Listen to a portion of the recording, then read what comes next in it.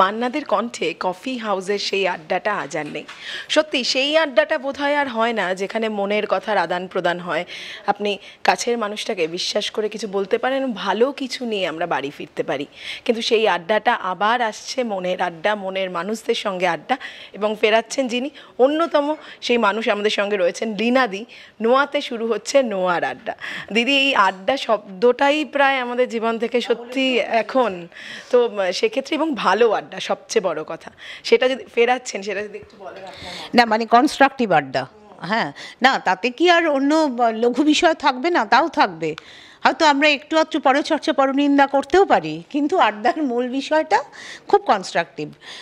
দেখো, পার্সোনালি আমি বারবার বলি যে আমি খুব ছোট বৃত্তে খুব স্বচ্ছন্দ। সেখানে কিন্তু আমাদের একটা বন্ধু গোষ্ঠী আছে এবং তারা প্রত্যেকে বিভিন্ন দিকে খুবই মেধাবী। তো তাদের থেকে আমার অনেক শেখা হয়। তো সেই জায়গা থেকে আমরা কিন্তু খুব আড্ডা মারি, খুবই আড্ডা মারি, আড্ডাবাজ যাকে বলা যায়। তো সেই আড্ডার ঘরানাটা জানি বলে আমার নিজের মনে হয়েছে আজকাল মানুষ আর তত কথা বলে না, মন খুলে কথা বলে না। এবং কথা বলতে গেলে এই যে তুমি বললে না যে একটা দ্বিধা কাজ করে যে আমি কতটা বলবো, কতটা বলার পর আমি মানে কোনো বিপদ হবে কি না। তো বন্ধুত্বের মধ্যে তো এইটা হয় না। এবং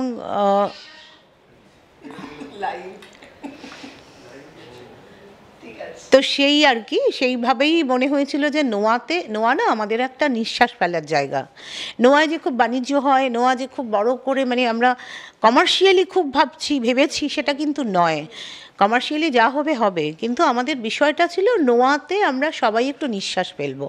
আমাদের প্রত্যেকেরই এত কাজের চাপ, সত্যি আমাদের বন্ধু বান্ধবরা চলে আসে, ফোন করে বলে এই নোয়ায় যাবো আজকে, তুই থাকতে পারবি? এই রকমভাবে নোয়ায় আড্ডাটা নিজেদের মধ্যে একটা আড্ডা চালু হয়ে গেল।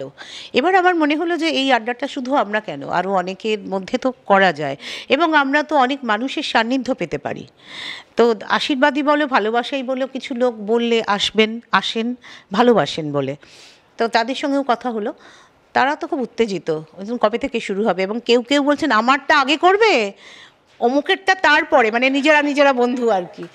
তো এইভাবেই আমরা ভাবলাম যে না, তাহলে নোয়ার আড্ডাটা একটু মানুষেরও জানা দরকার, কারণ যারা ইন্টারেস্টেড হবেন তারা আসতেও পারবেন। যদিও আমাদের মানে খুবই সীমিত জায়গার কারণে তো অনেক বড় কিছু নয়, আমরা 30 জন করে মানে আমন্ত্রণ জানাতে পারবো আর কি। আর বক্তা থাকবেন, বা বক্তা বলবো না, যিনি কথা বলবেন আর কি, কথা বলবেন, আড্ডা দেবেন, তার থেকে যা জানার অন্যরাও জানতে পারবেন, তিনিও আবার কিছু প্রশ্ন করে করে জানতে পারবেন। আর আমি পুরো ব্যাপারটা খুব এনজয় করব, কারণ সবসময় অনেক ক্ষেত্রেই নিজেকে জড়িয়ে থাকতে হয়, কমিশনে নিজেকে থাকতে হয়, কাজ করি যেখানে, সেখানে কাজ না করলে তো হবে না। এই একটা জায়গা যেখানে আমার কিছু করতে হবে না, আমি পুরো এনজয় করব ব্যাপারটা। এইটাই আড্ডার মধ্যে একজন থাকবো আর কি। এই তো দিদি যেটা বলছিলেন যে সত্যি বলার ক্ষেত্রে আমাদের এখন এই কাকে বলবো, কতটা বলবো, এটা যেমন এসছে, এবং পাশাপাশি দুটো মানুষ আছে কিন্তু কথা নেই, এবং শোনার মানুষটাও বোধহয় কোথাও কমে যাচ্ছে, সেই ধৈর্য কমে যাচ্ছে, সেইটা খানিকটা আপনি উপলব্ধি করেন এখনকার? ভীষণ করি, কারণ এমন এমন কেস আসে না আমাদের কাছে যে মূল অশান্তির জায়গা ফাইট হচ্ছে কিন্তু নিঃসঙ্গতা নিয়ে। মানে একা হতে হতে মানুষ দুটো এত সরে গেছে, মাঝখানে এতটাই বরফের পাহাড় যে সেটা ওভারকাম করা যাচ্ছে না, তা থেকে সমস্যা হচ্ছে। এবার দুজনেই আসেন, এমন অনেক হয়েছে, আমার খুব ভালোও লাগে। আমরা না কাউন্সেলিং করি, হিয়ারিং হয় আমাদের, উভয় পক্ষকে ডাকা হয়েছে। তখন বলছে যে সেইবারের বিবাহবার্ষিকী তো মনে ছিল না, আমার তো মনে ছিল, কই কিছু তো দিল না, কোথাও তো নিয়ে গেল না। মানে এই যে জায়গাগুলো, আর ভদ্রলোক বলছেন সারা জীবন ধরেই তো একসঙ্গে আছি, আবার বিবাহবার্ষিকী আলাদা করে মনে করতে হবে? আমারও তো কাজের চাপ ছিল, ও তো বলতে পারতো। এই থেকে কিন্তু বেসিক প্রবলেম, মানে একটু কেয়ার, মানুষ একটু কেয়ার চায়, তো সেটা হচ্ছে না বলে একটা ফাটল। তাদের আমরা বললাম যে আপনারা বিবাহবার্ষিকী পরের বার যখন হবে আমাদের নেমন্তন্ন করবেন, আমরা কিন্তু যাব, সত্যি সত্যি যাব, এবং আপনার সামর্থ্য মতো একটা অনুষ্ঠানও করবেন। তা এইভাবে আর কি প্যাচ আপগুলো হয়। অনেক ক্ষেত্রে দেখেছি নিঃসঙ্গতা যেমন সমস্যা, একাকিত্ব সমস্যা, এবং কথা বলতে না পারাটা, মানে চেপে চেপে আছেন, কথাগুলো খুলে বলছেন না, আর বলছেন না বলে আরেকজন বুঝতেও পারছেন না, ধরে নিচ্ছেন। তো এইটা আধুনিক সমস্যা আর কি, নিউক্লিয়ার ফ্যামিলির সমস্যা। দুজনেই ব্যস্ত, দুজনেরই আলাদা জীবন, সেখান থেকে ফাইট চলছে। তো সেটার জন্য না একটু আড্ডা দরকার, একটু বন্ধুবান্ধব, একটু খোলা মন, না হলেই ওই ডিপ্রেশন হবে, ডিপ্রেশনে চলে যাবে কোট অ্যান্ড কোট, সেটা আমরা কেউ চাই না। সেই মানে খুব বিশেষ কিছুর প্রয়োজন হয় না, একটু কাছের মানুষের এবং এই আড্ডা গল্প, তাই না? তাহলে এই সব একটু আড্ডা, একটু ছোটবেলার কথা বলা। আমরা তো অলওয়েজ ছোটবেলায় ফিরতে চাই, যেটা হারিয়ে গেছে আর কি, সেটা তো ফিরে পাওয়া যায় না। একমাত্র ওই আড্ডার মধ্যে দিয়ে কিন্তু ফিরে আসে, মানে আমি বলবো রিজুভিনেট করে পুরো ব্যাপারটা। আমারও একটা নিজের রিজুভিনেশন হয়, এটাই। কবে থেকে মোটামুটি শুরু হওয়ার প্ল্যানিং রয়েছে? প্রথম হচ্ছে 28 তারিখ, 28 তারিখ অড ডেট। কারণ প্রথম দিনের অতিথি আমাদের নবকুমার বসু, সমরেশবাবুর এবার 100 বছর, উনি চলে যাবেন, উনি বিদেশে থাকেন। এবার উনি খুব মজলিশি লোক, মানে এমন এমন ইন্টারেস্টিং গল্প করেন, তো সেটা আমি শুনেছি, আমার মনে হচ্ছে যে আমি এখানকার শ্রোতাদেরও শোনাই। গান গাইতে পারেন খুব ভালো।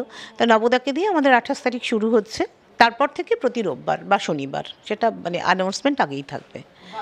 তো শেষ করবো, কিন্তু শেষে একটাই কথা, যে আড্ডা মাধ্যমে আসলে মানুষকে ভালো রাখা, এটাই বোধহয় একটা লক্ষ্য এই নোয়ার আড্ডা। মানে আমার নিজেরও ভালো থাকা, মানে সবার আগে সেটা বলাই ভালো। তারপরে আমাদের এখানে অনেক বাচ্চারা কাজ করে, ওরাও সারাদিন বাড়ি ছেড়ে এখানে আসে, যাতে একটা হোম ফিলিংও হয় এবং ওরাও কিছু শেখে। মানে এই প্রসেসটার মধ্যে দিয়ে যেতে গেলে অনেক মানুষকে দেখবে, অনেক সেই অর্থে খুব বিশিষ্টজন যারা, সেই সুযোগ তো সবসময় হয় না, তা সেখান থেকে ওরাও কিছু শিখবে, এই আর কি, সবটা মিলেমিশে। থ্যাংক ইউ দিদি। নোয়ার আড্ডা তো বিশেষ বটেই, কিন্তু ভালো রাখার এবং ভালো থাকার একটা আড্ডা, যেটা বোধহয় প্রথমবার এইভাবে হতে চলেছে। তা কি বলবেন সেটা, নোয়ার দারুণ একটা প্রয়াস। হ্যাঁ, এই ব্যাপারটা নিয়ে বলার যেটা হচ্ছে যে আমি তো আগেও বললাম যে আমি মানে চিরকালই আড্ডা মারার সুযোগ আমার খুব একটা বিশেষভাবে হয়নি, বা আমার স্বভাবেও ওটা হয়তো নেই আড্ডা মারাটা। কিন্তু এইখানে যেভাবে এটার একটা পরিকল্পনা হচ্ছে বা আয়োজন হচ্ছে, তো আমার মনে হচ্ছে যে আমি যখন এখানে থাকবো, আমি যদি পার্টিসিপেট করতে পারি, তাহলে আমি আমার অনেক কিছু ইন্টারাকশন করতে পারবো।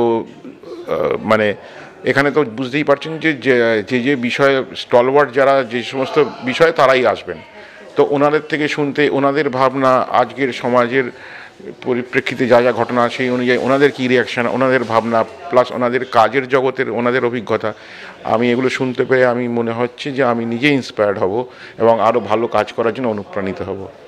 একদম, আপনি নিজেও নিশ্চয়ই একদিন বক্তা হবেন, আপনার কথা শুনবো, আপনার কথা শোনাই হয়।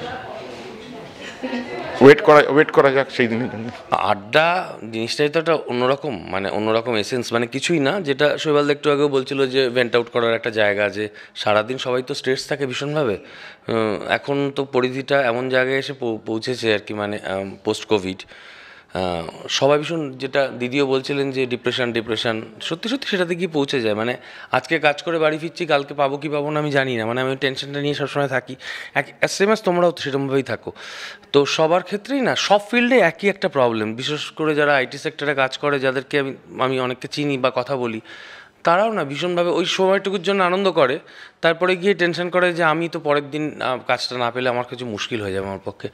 তো ফলে এরকম একটা জায়গায়, আর আড্ডা যেটা আগে ছিল, আগে যে আড্ডাটা ছিল, আড্ডার ধরনটা ছিল, সে আড্ডার ধরনটাই পুরো চেঞ্জ হয়ে গেছে। আগে যে আড্ডা ছিল সব রকম, মানে সব কিছু নিয়ে আড্ডা হতো, খেলা থেকে সিনেমা থেকে সব কিছু নিয়ে, পড়াশোনা থেকে, তখন তো চুল কাটার ধরন নিয়েও আড্ডা হতো, মানে মিঠুন চক্রবর্তীকে নিয়ে আড্ডা হতো, তখন আমাদের সবাইকে নিয়ে আড্ডা হতো। এখন যেটা হয়েছে, এখন ইয়েটাই পাল্টে গেছে, এখন সিনারিওটাই পুরো পাল্টে গেছে। সবাই এত টেনশনে থাকে, সবাই ভাবছে এই তুই ওটা করছিস, আচ্ছা ওটা করলে কত টাকা পাওয়া যায় রে, এটা করলে কি করা যায় রে, আর বাকিটা কেন্দ্রীভূত হয়ে গেছে একটা জায়গাতে। জায়গাটা নিয়ে আমি আলোচনা করছি না, সেটা ওই অশান্তি মারামারি, এগুলো তো ভালো লাগে। মানে কেউ কি সত্যি ভালোবাসো? না তুমি না আমি, কেউ ভালোবাসি না। আমরা সবাই জানি যত পজিটিভ ওয়েতে থাকতে পারি, যত আনন্দ করে থাকতে পারি, হ্যাঁ হই হুল্লোড় করে থাকতে পারি, সেটা আমরা সবসময় চাই। আমি না শুরুর দিন থেকে লীনাদি শৈবালদার সঙ্গে, আমি যে পড়াশোনাটা করে এখানে এসেছি, মানে পুঁথিগত বিদ্যার কথা বলছি, তার আগে আমি রমাপ্রসাদ বণিকের সঙ্গে থিয়েটার করেছি, কিন্তু এখানে আসার পরে না যতটুকু এনরিচ হয়েছি লীনাদি শৈবালদার কাছ থেকে, আজও সেই এনরিচটা হয়ে থাকি। মানে প্রত্যেকবারই এটা হয় যে কিছু না কিছু জানছি, কিছু না কিছু শিখছি। যেমন এই আড্ডাটার যে প্রসেসটা, নোয়া তো আগেও এসছে, কিন্তু মানে কোভিডের সময় একটু স্তীমিত হয়ে গেছিলো, আর শৈবালদাদের সময়ের জন্য একটু, এখন শৈবালদারা আরও বেশি ব্যস্ত লীনাদি শৈবালদা, কারণ সারাক্ষণ বম্বেতে থাকছেন, বম্বের কাজ করছেন, এখানকার কাজ করছেন, তার মধ্যে এতগুলো মানুষকে বাঁচিয়ে রাখা, তাদের কাজ করা, সেখানে দাঁড়িয়ে এই আড্ডাটার যে বক্তব্যটা, মানে যদি আমি জানি না আড্ডা সেশনগুলো আমি এক্স্যাক্টলি জানি না, সাহিত্য নিয়ে ডেফিনেটলি থাকবে লীনাদি যেখানে আছেন, গান নিয়ে ডেফিনেটলি থাকবে যেখানে লীনাদি আছেন। আরও একটা মজার, আমি যদি বলি যে একটা ছোট্ট কথা, যে আমার জন্যে কি তোমার জার্নালিজমের সত্তা নষ্ট হচ্ছে, না তোমার জন্য আমার ক্ষতি হচ্ছে, একজন অভিনেতার সত্ত্বের নষ্ট হচ্ছে, এটাও দিয়ে একটা আড্ডার টপিক হয়, এটাও তো খুব ইন্টারেস্টিং। মানে এরকম অনেক কিছু, এটা আমি একটা এক্সাম্পল, তুমি আমি আছি বলে বললাম। এরকম একই রকমভাবে এই মানুষটা থিয়েটারের মানুষ, সভ্যদা থিয়েটারের মানুষ, পড়ান উনি, খুব বঙ্গবাসী কলেজে পড়ান, এবং সত্যি সত্যি খুব গুণী মানুষ, আমাদের সঙ্গে অভিনয় করতেন, খুব খুব বড়োভাবে অভিনয় করতেন, আমরা একসঙ্গে আউটডোরও করেছি অনেক। সভ্যতাকেও বলবো, বলতে একটাই কারণে বলবো, সভ্যতা অসম্ভব ভালো বলেন না তা নয়, অসম্ভব ভালো বলেন, কিন্তু সভ্যতার শিক্ষাটা এমন একটা জায়গায় না, খুব সত্যি কথা বলছি, মানে এই শিক্ষাটা নিয়ে আমাকে নিয়ে মজা করা যায়, সভ্যতাকে নিয়ে মজা করা যায় না, মানে এতটাই অন্য লেভেলের মানুষ। আমরা মজা করি, ভালোবাসি বলে, কিন্তু এখন সেই আড্ডাটা না খুব প্রয়োজন হয়ে পড়েছে। আমি এই 5 দিন আউটডোর করেছি, কথার কথা বলছি, আমরা কোনো একটা কাজের ক্ষেত্রে আমরা পুরীতে আউটডোর করেছি, কত রকমের আলোচনা হয়েছে, যে আলোচনাগুলো এখন হয় না, এখন হওয়া সম্ভব হয় না, মানে সে পরিস্থিতির খাতিরেই বলো, ওই যেই ধারণাটা আছে ডিপ্রেশন এটার কারণেই বলো, টেনশনের কারণেই বলো, বাড়ির অসুস্থতার কারণেই বলো, সবটা মিলিয়ে সেই আড্ডাটা এখন আর হয় না।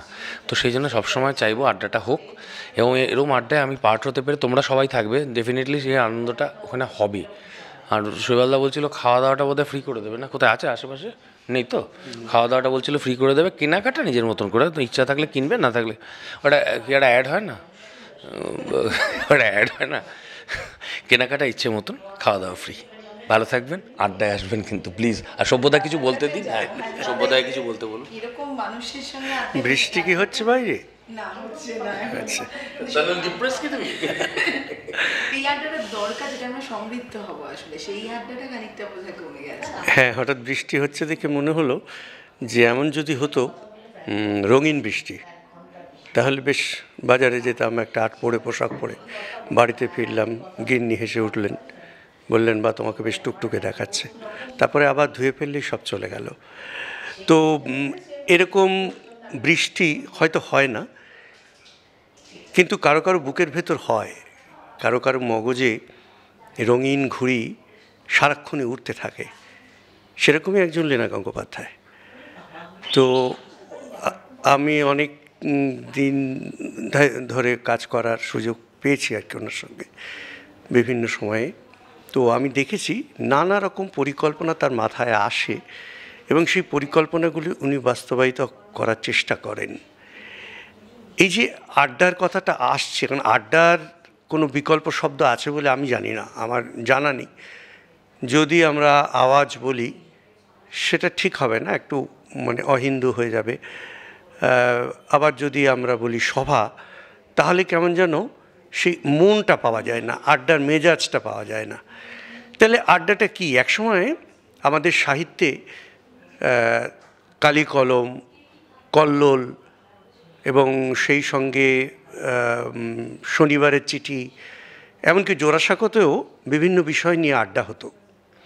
তারপরে সেই আড্ডাগুলো ক্রমশ ভাঙতে ভাঙতে চলে এলো বিশেষ বিশেষ কোনো লোকের পৃষ্ঠপোষকতায়, যারা জমিদার বা যারা একটু অর্থবান মানুষ, তাদের বৈঠকে এক ধরনের আড্ডা হতো। কিন্তু মুশকিল হলো সেই আড্ডাগুলো এমনই ছিল, সেটা একটু মোসাহেবি হতো, মানে কোনো একটা বিশেষ মানুষকে খুশি করার মতো।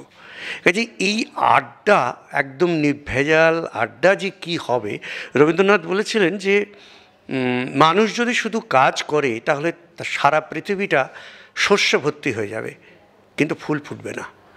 সমস্ত কাজের ফাঁকে আড্ডা দিতে হবে, তারাই আড্ডাবাজ যারা বেশি কাজ করেন। কাজ করার ফাঁকে যদি আড্ডা না মারেন তাহলে তার সেই কাজটা পূর্ণ হবে না। এরকম বহু উদাহরণ আমাদের আছে। এখনও আমরা প্রত্যেকেই হয়তো আড্ডা মারতে ভালোবাসি, রকে হোক, চায়ের দোকানে হোক, বা কোথাও বাজার করতে গিয়ে একটু আড্ডা দিয়ে এলাম।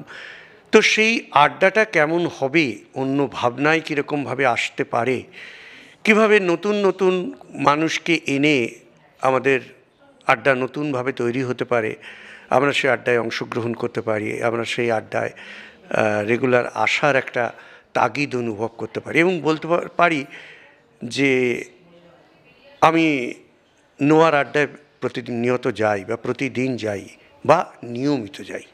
ধন্যবাদ। ছুটির বায়না করব, আন্টি স্ক্রিপ্ট লিখবে, আন্টিকে বলবো ওই দিনগুলো কিন্তু তুমি আমাকে রাখবে না, দিয়ে আমি চলে আসবো। একদম, মানে আমি নিজেও কত কি জানতে চাই, কত কি জানি না বলো তো। ওই সোশ্যাল মিডিয়াতে তো তুমি যেটা জানাতে চাইবে আমি ওটা জানবো, তোমার ঘরে অ্যাকচুয়ালি কী হচ্ছে কেউ জানতে যাচ্ছে। আমি ধরো খুব এরকম করে হ্যাপি টুডে ইটস মানে এরকম, কিন্তু ফোনটা রাখার পরেই আমি কাঁদছি, হয়তো কেঁদে কান্না মুছে মেকআপ করে আমি পোস্ট করেছি। তো আমরা খুব মানে আমার মনে হয় আমি এই কথাটা বলার জন্য হয়তো অনেক ট্রোল হতে পারি আমি, বাট সত্যি কথা হচ্ছে যে খুব ভুল পথে চালিত করা হয় চারপাশে আমাদের মানুষজনকে। তো ওই ফিল্টারটা নিজের মধ্যে করাটা খুব দরকার, আর তখনই ফিল্টার করতে পারবে যখন আসল জায়গায় দাঁড়িয়ে আসল লড়াই করা মানুষদের সঙ্গে তুমি কথা বলতে পারবে, তাদের লড়াইটা জানতে পারবে যে কোনটা সত্যি, কোনটা বাইরের জগৎ, কোনটা আসল।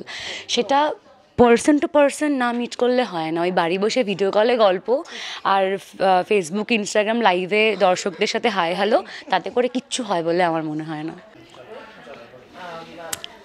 আড্ডাটা এখন সত্যি কি হয় এটা আগে জিজ্ঞাসা করি প্রথম কাছে। দেখো, আমার জীবনে আড্ডা ভীষণভাবে হয়। আমি যতই ব্যস্ত থাকি না কেন, আমার অনেকগুলো ছোটোবেলার বন্ধু আছে বা লাস্ট কিছু বছরে যারা বন্ধু হয়েছে, হয়তো সংখ্যা খুবই কম, কিন্তু আমার যতই ব্যস্ততা থাকুক বাড়িতে ফিরে তাদের সাথে একটা আড্ডা হয়, অন্তত 4 দিন তো হয়। তারা কেউ খুব একটা সাকসেসফুল যে মানুষ সেটা বলছি না, তাদের যে ব্যাংক ব্যালেন্স 50 কোটি টাকা আছে সেটাও না, তারা ভীষণই মিডল ক্লাস, কিন্তু তারা আমার বন্ধু। তারা আমাকে গ্রাউন্ডেড রাখে, তাদের সাথে অনেক পরনিন্দা পরচর্চা হয়, তাদের সাথে নর্মালি মানে জীবন নিয়ে অনেক কথা হয়, এবং এইটা নিয়েও কথা হয় যে দুপুরে কোন মাছ বাজারে ভালো ছিল বা কোন মাছ সকালে কিনে এনেছে, কোনটা কি রান্না হয়েছে। নর্মাল যেরকম হয়, তোমাকে তোমার জীবনের দায়িত্ব নিজে নিতে হবে। সময় নেই, এই নেই, সেই নেই, সবটা বুঝলাম। আমার মনে হয় না মানে এই 2014 সাল থেকে আমি যখন বম্বে থেকে ফিরলাম, তারপরে যে কটা আমি কাজ করেছি সে কটা কাজ কোনো অভিনেতা করেছে, কিন্তু তারপরে আমার জীবনে আড্ডা আছে। সো কীভাবে ব্যালেন্স রাখবেন সেটা। দ্বিতীয়ত কথায় আসি, লীনাদি যে কথা বললেন নোয়া, এটা আমার খুব মনের কাছের একটা প্রজেক্ট। আমার খুব ভীষণ ভালো লাগে, এখানে আসাটাই ভালো লাগে। নট অনলি ওদের খাওয়ার কোয়ালিটি যেটা ভালো, লীনাদির যে পার্সোনাল টাচগুলো তুমি আশেপাশে দেখবে, একজন ভীষণ টেস্টফুল মানুষ, সেটা কিন্তু ওনার অফিসে গেলেও তোমরা পাবে, এই নোয়া এলেও তুমি পাবে, ওনার বাড়িতে গেলেও তুমি পাবে। একটা আলাদা টাচ আছে, ভীষণ মিস করি আমি, আর ভীষণ ওয়ার্মথ মনে হয় আমার।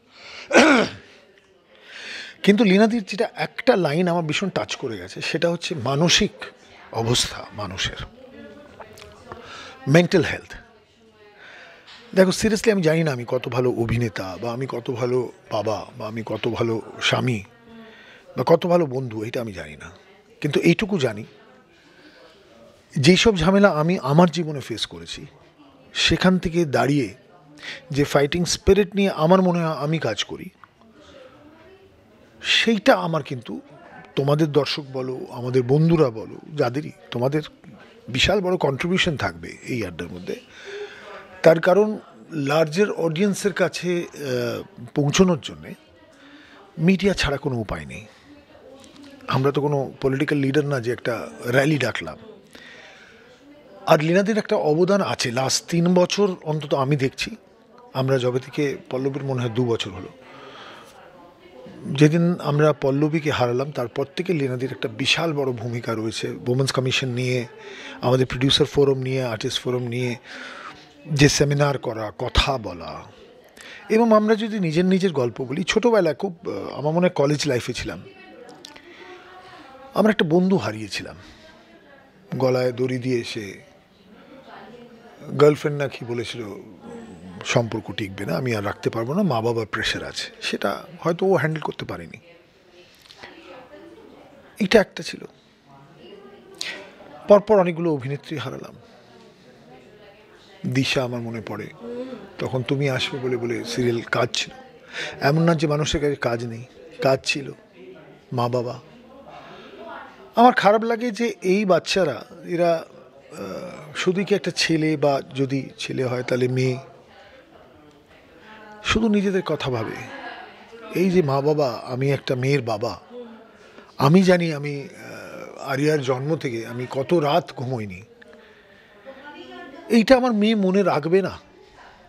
আমার কাছে এই প্রশ্নটা আমাকে হন্ট করে যে সেই মা বাবা যারা তোমাকে মানুষ করলেন, বড় করলেন, 21 বছর বয়স, 22 বছর বয়স অবধি তোমার পাশে থাকলেন, তাদের কথা তোমরা একবারও ভাববে না। সো এই আড্ডার মাধ্যমে তোমাদের দর্শকদের অনেক কথা বলার আছে, পাশে থেকেও এই কথাগুলো অটোমেটিকলি শুনতে পাবে। Thank you. আমার তো আড্ডা দিতে খুবই ভালো লাগে, স্পেশালি যদি আমার যে মানুষগুলোর সাথে আড্ডা দিচ্ছি তাদের সঙ্গে যদি আমার একটা কানেকশন, মানে ন্যাচারাল কানেকশন তৈরি হয়ে যায়, এনার্জি এক্সচেঞ্জটা ভালো হয়, তাহলে আমার আড্ডা আমি ঘন্টার পর ঘন্টা আড্ডা দিতে পারি। কিন্তু যেটা হচ্ছে, যেটা তুমি বলছিলে যে প্রচণ্ড ব্যস্ত থাকে, আর শুধু আমার জীবন নয়, আজকাল সকলের জীবনই মানে ওরকম আওয়ার্স দিয়ে ডিফাইন করা যায় না। তো আমরা প্রচণ্ড এক্সস্টেড থাকি। আমরা একদিক থেকে it's a very ambitious thing, কিন্তু আরেক দিক থেকে আমরা নিজেকে, আমাদের নিজের বন্ধু বান্ধবদেরকে সময় দিতে পারি না। আমার বন্ধু বান্ধবরাই তো অর্ধেকজন কলকাতায় থাকেই না। এবার যখন ওরা কলকাতায় আসে তখন also making time is very hard, কিন্তু ওটা আই ফিল যে ওটা আমাদের খুব দরকার করা, যে আমাদের যে পুরনো কানেকশনসগুলো আছে যেগুলো আমরা চেষ্টা করি যে সারা জীবন থেকে যায়, সেই চেষ্টাটা চালিয়ে যেতে হবে, যাতে ওটা কখনো মানে চেষ্টা করিনি বলে যেন বন্ধুত্ব না ভেঙে যায়, এটা আমি বিশ্বাস করি। আর এখানে নোয়ার আড্ডাটা হচ্ছে কি বলতো, আমরা যেহেতু টায়ার্ড থাকি না, ওই ইনিশিয়েটিভটা নেবো, চল আজকে একটু বসি, ওটা আর করা হয় না। তো এখানে যদি অলরেডি একজন মানে কেউ ইনিশিয়েটিভ নিয়ে একটা আড্ডা হচ্ছে, তখন বলছে ও আচ্ছা ওখানে একটা আড্ডা হচ্ছে, চল ওখানে যাই, বা চলো ওখানে যাই, গিয়ে শুনি আজকে খুব ইন্টারেস্টিং টপিক নিয়ে কথা হচ্ছে। মানে যেরকম ধরো বুক ক্লাবস হয়, সেরকম এখানে বই নিয়ে, মেন্টাল হেলথ নিয়ে, কালচারাল কোনো টপিক নিয়ে, নিউজ নিয়ে বিভিন্ন টপিকে কথা বলা হবে। আর তার মধ্যে নিশ্চয়ই চা, কফি, খাওয়া দাওয়া, হাসাহাসি সবটাই থাকবে। তো খুবই এক্সাইটিং আর খুবই কী বলবো, মানে এটা খুবই ইন্টিমেট ব্যাপার। আর নোয়ার মতো একটা জায়গা, নোয়া খুবই পরিচিত একটা জায়গা আমার কাছে। আমরা এখানে শুটিংও করেছি, এখানে আড্ডাও মেরেছি, এখানের খাবার খুবই ভালো খাবার, এখান থেকে শাড়িও কিনেছি, শাড়িও পরেছি, সবটাই মানে খুবই close. So I am very excited and very comfortable এখানে আড্ডা মারার জন্য।